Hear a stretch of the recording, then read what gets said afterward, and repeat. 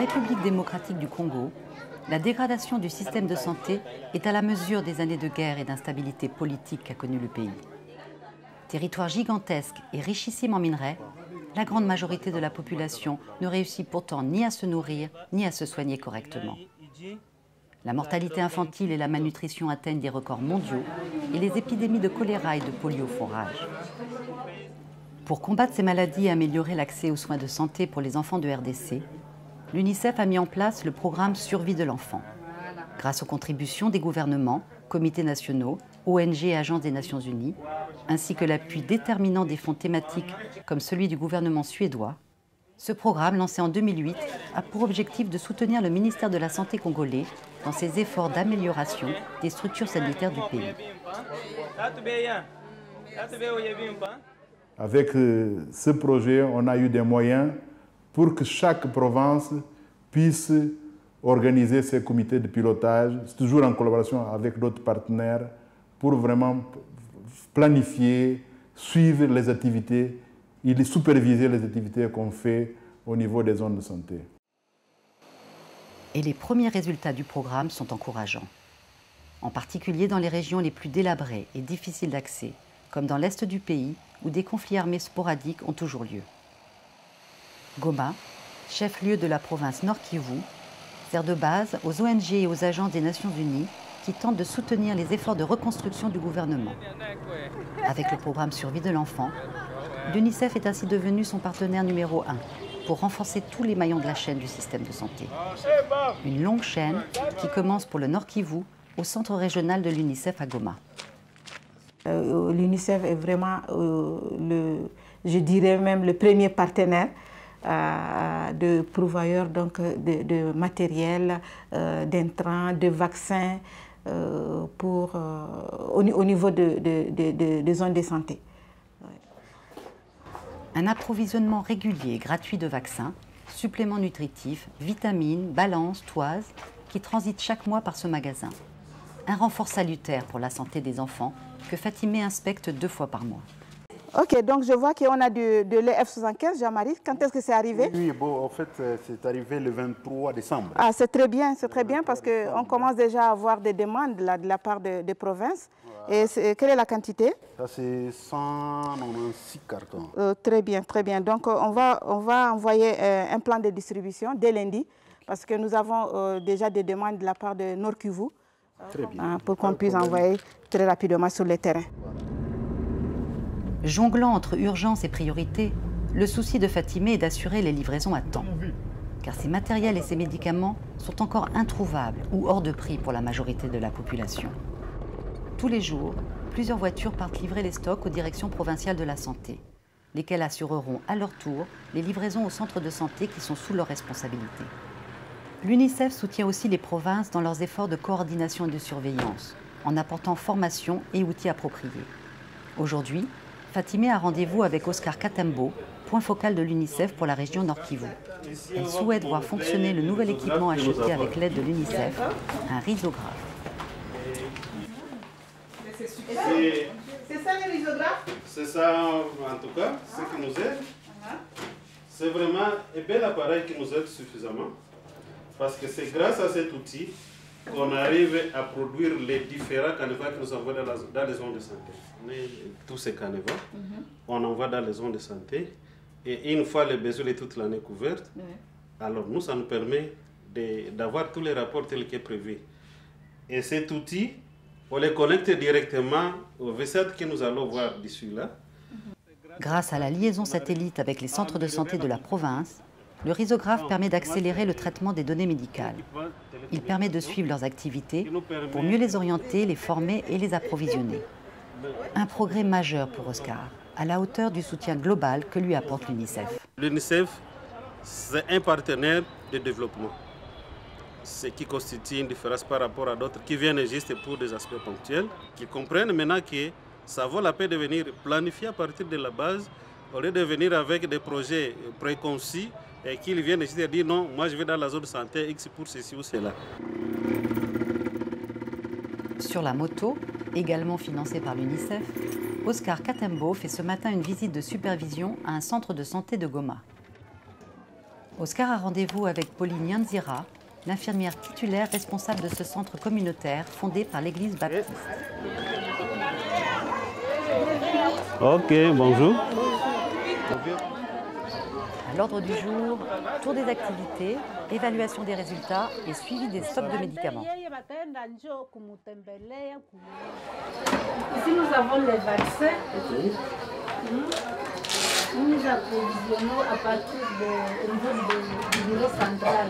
Ok. Donc, les vaccins, nous avons aussi les seringues. Donc, tout le matériel est déjà prêt. Comme ça, on peut commencer avec l'activité de vaccination. Ok, c'est une bonne chose. Mais au cas où vous tombiez à rupture de stock pendant l'activité, qu'est-ce que vous allez faire? Bon, nous sommes à quelques mètres de... Ah, on peut encore aller s'approvisionner. Étant à la fin de notre mission, on est vraiment satisfait de la façon dont la consultation préscolaire est organisée. Alors, dans l'avenir, pour améliorer ça, nous, au niveau intermédiaire, nous allons vous envoyer des graphiques. Là, vous allez mettre ces données et quand il y a des courbes plaquées au mur, c'est facile de faire la lecture et de voir là où ça ne va pas. Parce que ça, c'est le fruit de toute l'équipe et ça représente vraiment l'esprit d'équipe parce que seul, on ne peut pas produire un tel travail. Merci beaucoup. C'est moi qui vous remercie. Ok. Grâce au soutien de l'UNICEF, le centre de santé Virunga peut offrir 2 fois par mois une consultation préscolaire gratuite. C'est pour cela que les mères sont venues ce matin en nombre avec leur bébé. Le centre est préparé pour recevoir 40 enfants et c'est en général le double qui se presse dans le hangar bâti pour les consultations. Les mères ont mis leurs plus belles robes car c'est une sortie rare et appréciée. Les bébés sont pesés, mesurés et les vaccins et suppléments vitaminés prodigués. Les cours d'hygiène et de nutrition leur seront également assurés.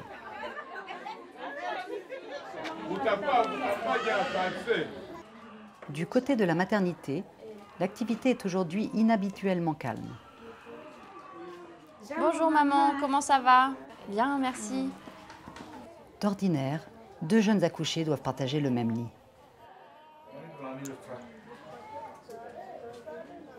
Ça, c'est le premier vaccin. C'est le vaccin de la poliomyélite. Vraiment, nous travaillons dans des conditions très difficiles. On n'a pas assez de place pour nos malades.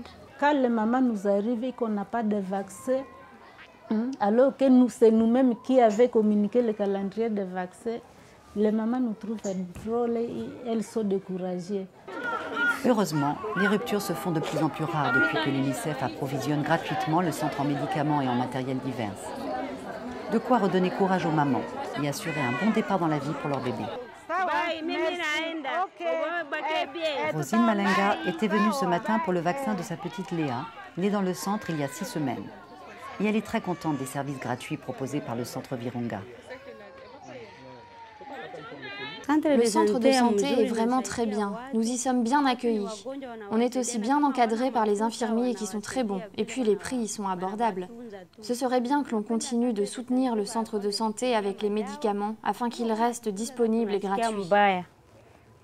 Pour Rosine, la gratuité des médicaments est cruciale, comme pour les nombreuses familles pauvres que compte Goma. D'autant qu'elle habite un quartier qui a entièrement été détruit lors de l'éruption volcanique meurtrière qui a enseveli plus d'un tiers de la ville en 2002. Rosine a alors tout perdu, y compris sa maison. Et elle a dû reconstruire sur l'ancien emplacement une cabane provisoire qu'elle partage avec 2 autres familles. Un provisoire qui dure depuis presque 10 ans.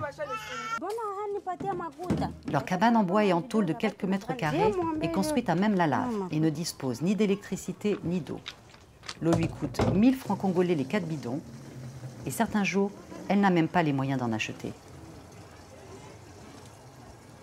Son mari fidèle est chauffeur journalier, mais rares sont les jours où il décroche un emploi. Souvent à la maison, il s'inquiète des conditions de vie et de santé précaires de ses enfants. Les enfants vivent dans des situations très médiocres.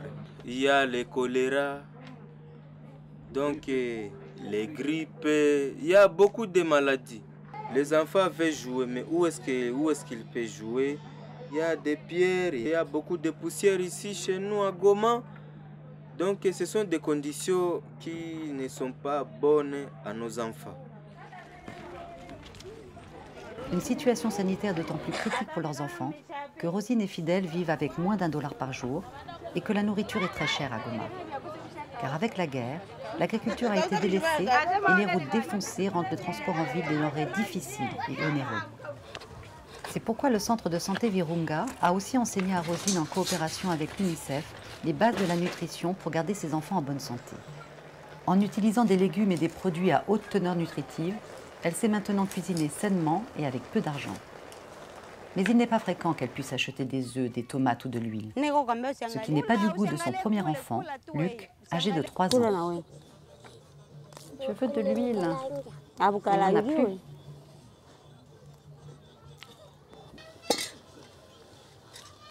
Qu'est-ce que tu aimerais manger? Dis-moi ce que tu voudrais manger. Du riz et des haricots. Je souhaite que mes enfants soient en bonne santé et qu'ils puissent aussi aller à l'école, pour qu'ils puissent acquérir des connaissances, pour qu'après ils aient une meilleure vie. Si Rosine rêve d'une vie meilleure que la sienne pour ses enfants, son fils Luc rêve probablement, comme tous les petits garçons de la Terre, de devenir un jour un grand footballeur.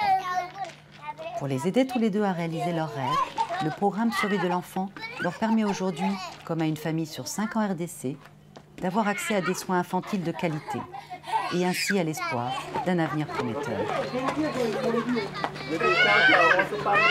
On sait qu'il y a des progrès qui ont été faits. On continue à agir dans ce sens, avec un projet de ce type, flexible, qui nous permet d'agir au niveau de toutes les zones de santé, revitaliser les zones de santé selon le PNDS, être en mesure de répondre aux urgences dans l'est du pays, mais aussi dans la zone où théoriquement il y a la paix. Ça, c'est vraiment quelque chose de très important et on a besoin des ressources pour continuer à faire le même travail.